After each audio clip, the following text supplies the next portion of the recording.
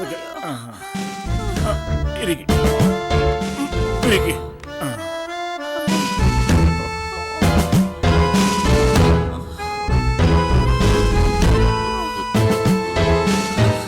രണ്ടാളും കൂടി അവരെ ഓടിക്കാൻ പരിപാടി ഇട്ടതാണല്ലേ? ആ, പൊട്ടനെ ചെട്ടി ചതിച്ചപ്പോ ചെട്ടിയെ ദൈവം ചതിച്ചു.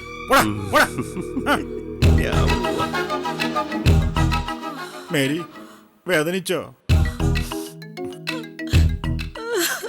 സാരമില്ല, നമുക്കിനി വേറൊരു പദ്ധതി ആലോചിക്കാം. ഞാനില്ല, തൃപ്തിയായി. അവരെത്ര കാലം വേണമെങ്കിലും ഇവിടെ താമസിച്ചോട്ടെ, എനിക്കൊരു പരാതിയില്ല. അയ്യോ, അപ്പൊ ഇനി ഒടുക്കത്തെ ചെലവായിരിക്കും. നടക്കടി അങ്ങോട്ട്, നടക്ക്. അങ്ങോട്ട് നടക്കാം, അങ്ങോട്ടും ഇരിക്കടി അവിടെ. എഴുത്. എന്താടി എഴുതാത്തത്? എനിക്ക് പ്രേമലേഖനം എഴുതാൻ അറിഞ്ഞൂടമ്മേ. ഒറ്റ കുത്തുവെച്ചെന്നാലുണ്ടല്ലോ. ആ, പിന്നെ എങ്ങനെ ജീവിക്കുന്ന മോളുടെ വിചാരം? നീ എന്തെങ്കിലും എഴുതടി. പ്രേമലേഖനമൊക്കെ ഓൾഡ് ഫാഷനാ, എനിക്ക് വയ്യ. എടി, നല്ലൊരു പ്രേമലേഖനം വായിച്ചാലേ അതിൽ വീഴാത്ത ആണുങ്ങളില്ല. എഴുതിടി അങ്ങോട്ട്. ആരുടെ പേര് എഴുതേണ്ടത്? ആരുടെ പേരും എഴുതണ്ട.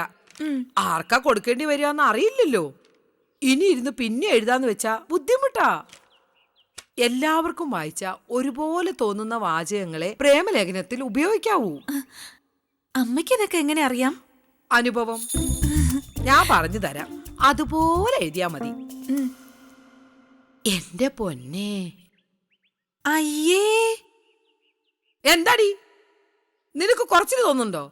പ്രേമലേഖനം ആവുമ്പോഴേ അതൊക്കെ ഒരഴകാ. എഴുതടി. കണ്ട നിമിഷം മുതൽ എന്റെ ഹൃദയം ഇടിക്കുന്നത് നിനക്ക് വേണ്ടിയാ. എഴുതടി അങ്ങോട്ട്. ഇതൊക്കെ ബോറാ അമ്മേ. ഓ പിന്നെ, പലിശക്കാരൻ മാധവൻ, കടത്തുകാരൻ വാസു, മീൻകാരൻ ജോണി. ദേ, ഇവരൊക്കെ എന്റെ മുന്നിൽ മുട്ടുകുത്തി വീണതേ ഈ വാചകങ്ങൾ തന്നെ എഴുതിയിട്ടാ. നീ എന്നെ പഠിപ്പിക്കല്ലേ. ഇങ്ങ് തന്നെ, ഞാൻ എഴുതിക്കൊള്ളാം. ഇങ്ങോട്ട്. ഓ, ഒന്ന് എഴുതാൻ പറഞ്ഞൂടാ.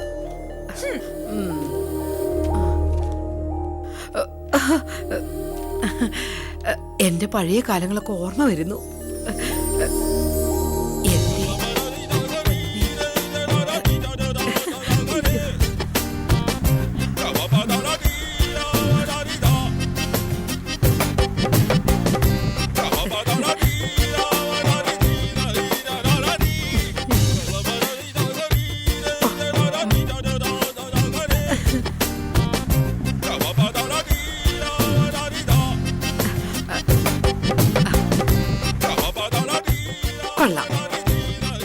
ഇത് വായിച്ചാൽ ആരായാലും വീണിരിക്കും. അർജുനായാലും ഭീമനായാലും ധർമ്മനായാലും അവർക്ക് എഴുതിയതുപോലെ തോന്നൂ. ദേ, സൗകര്യമായിട്ടിരുന്ന് 3-4 കോപ്പി എടുത്തു. എല്ലാവർക്കും ഒന്നിച്ചു കൊടുക്കേണ്ടി വന്നാലേ ക്ഷാമം വരരുത്. അമ്മയെ സമ്മതിക്കണം. അത് നീ സമ്മതിച്ചോ? ദേ, ഏതെങ്കിലും ഒരുത്തിനെ കൊണ്ട് സമ്മതിപ്പിക്കണം നീ. അതാ നിന്റെ മിടുക്ക്. നീ നോക്കിക്കോ, കുറച്ചു കാലം കഴിയുമ്പോഴേക്കും നീയും അമ്മയെ പോലെ എഴുതി തുടങ്ങും.